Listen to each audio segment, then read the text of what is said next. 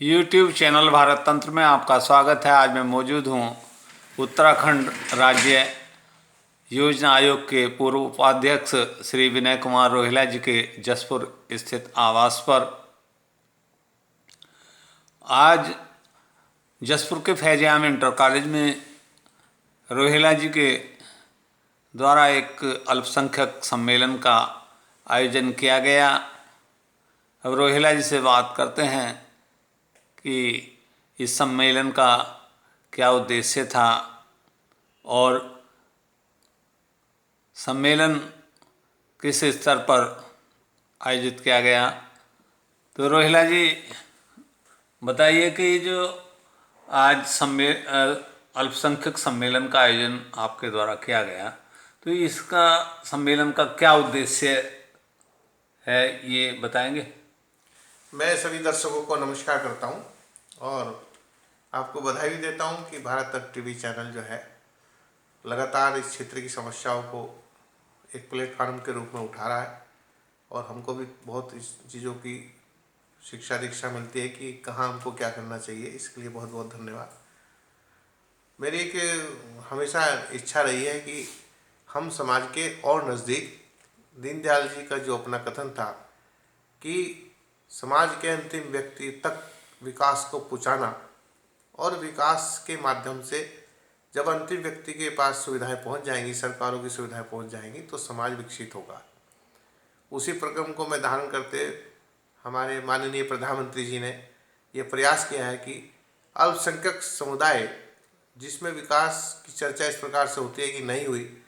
पिछली बार लगातार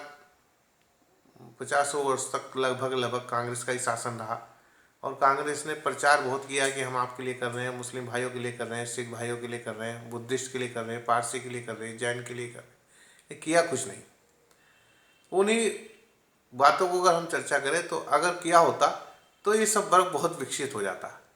लेकिन कारण यह है कि विकसित ना होना, उसी का आधार यह है कि सरकारों ने चिंता नहीं की। आदरणीय प्रधानमंत्री जी जब सरकार में आए तो उन्होंने लगातार इस प्रकार से चिंतन मंथन किया कि समाज के, अल्पसंख्यक समाज के हर वर्ग तक हर प्रकार की सुविधाएं पहुंचे और ये समाज विकसित हो। इसी परिकल्पना को लेकर मैंने एक प्रत्यावेदन माननीय श्री मुख्तार अब्बास नकवी जी, अपने अल्पसंख्यक मंत्री भारत सरकार को निवेदन किया था कि वहाँ पर जानकारी का अभाव, मंत्रालय की जानकारी और प्रधानमंत्री जी की जो इच्छा है उसके अनुरूप हम जानकारी दें तो निश्चित रूप से वहाँ के लोगों को योजनाओं से जुड़ने का लाभ मिलेगा। उन्होंने अपने मंत्रालय से राष्ट्रीय वेतन विकास निगम और राज्य सरकार की तरफ से राज्य वेतन विकास एवं वक्फ बोर्ड के सहयोग से यहाँ पे कार्यक्रम करने के लिए निर्देशित किया और उस परिणाम स्वरूप आज हमने यहाँ पे इतना बड़ा एक कार्यक्रम किया है जिसमें हजारों की संख्या में अल्पसंख्यक भाई बंधु मौजूद रहे। विशेष तो ये बात है कि इसमें मुस्लिम बहनों की संख्या ज़्यादा रही, तो ऐसा लगता है कि जानकारी प्राप्त करने की सभी में बड़ी तीव्र इच्छा थी और लगातार इस कार्यक्रम के अंतर्गत सभी निदेशालय के अधिकारियों द्वारा अनेक प्रकार की योजनाओं की जानकारी दी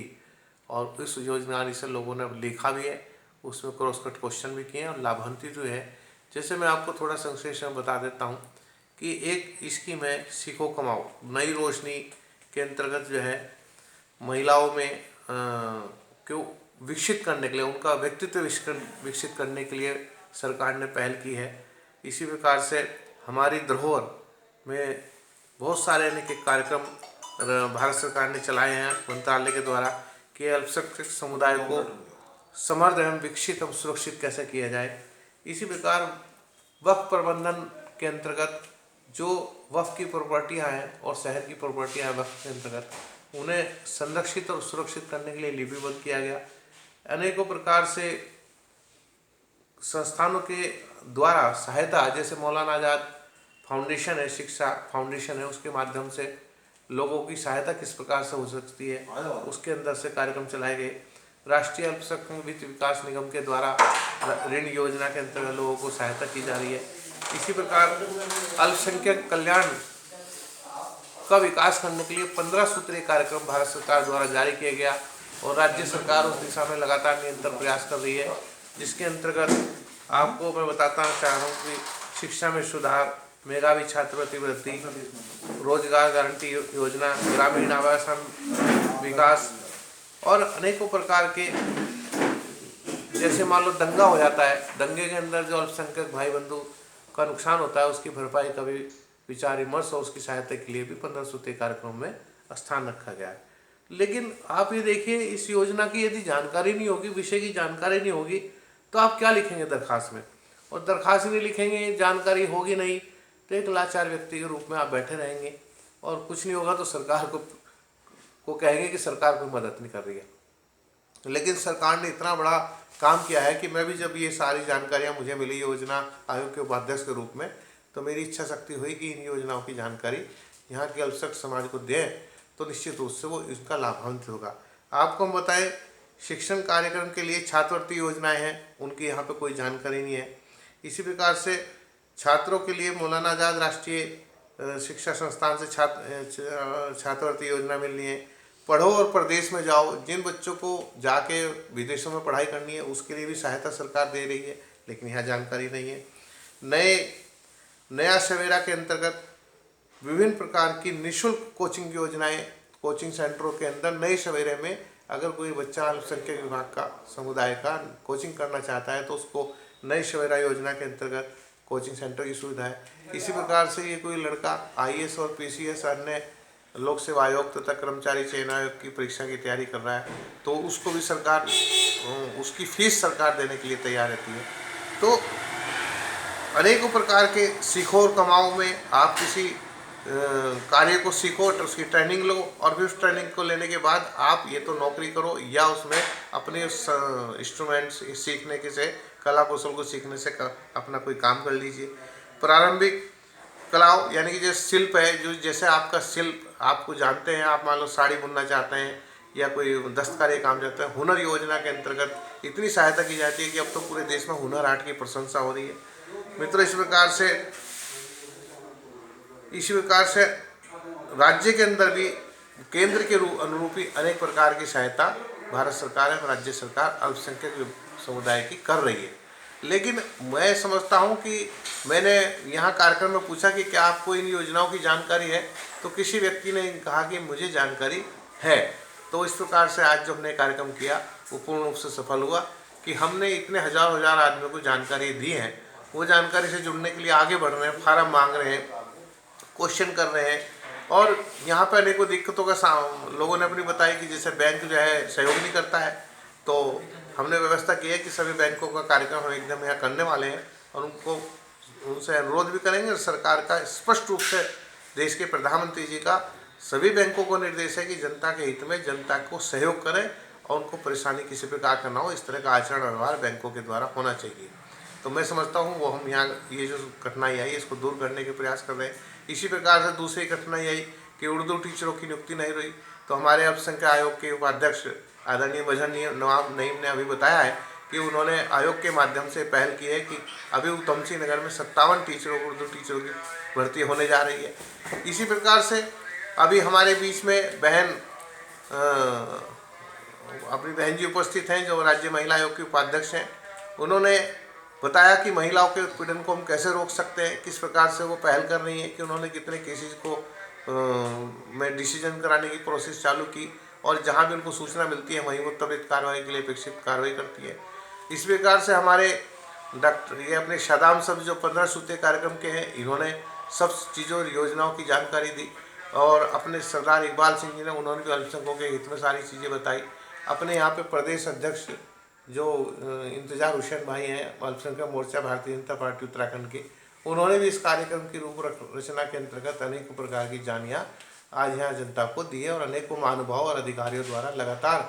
जानकारी और प्रपत्र के माध्यम से लोगों को इस बात के लिए शिक्षित करने की कोशिश की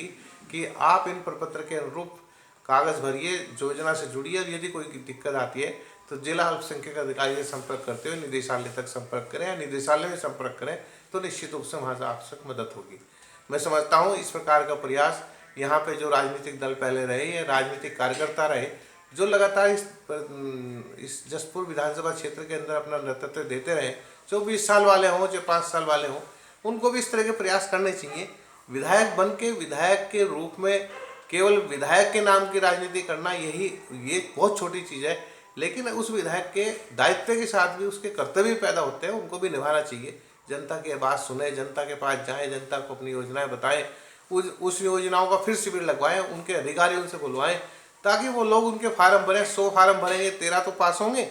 मैं कहता हूँ आज 13 भरेंगे, 13 सफल होंगे तो कल को 26 होंगे, फिर 27 होंगे। तो क्षेत्र का विकास कैसे हो?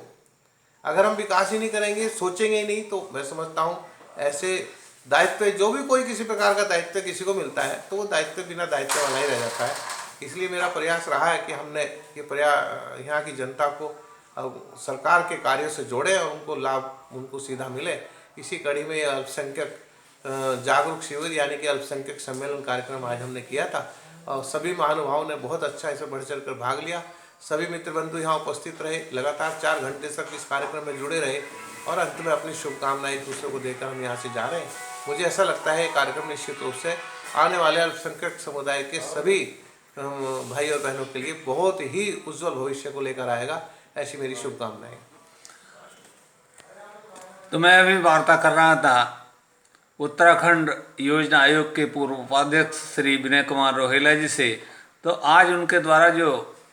फैज़ आम इंटर कॉलेज जसपुर में अल्पसंख्यक सम्मेलन का आयोजन किया गया है, तो उसके संबंध में रोहेला जी ने विस्तार पूर्वक जानकारी दी और उन्होंने माना कि जो सरकार अल्पसंख्यक लोगों के लिए योजनाएं चला रही है, उन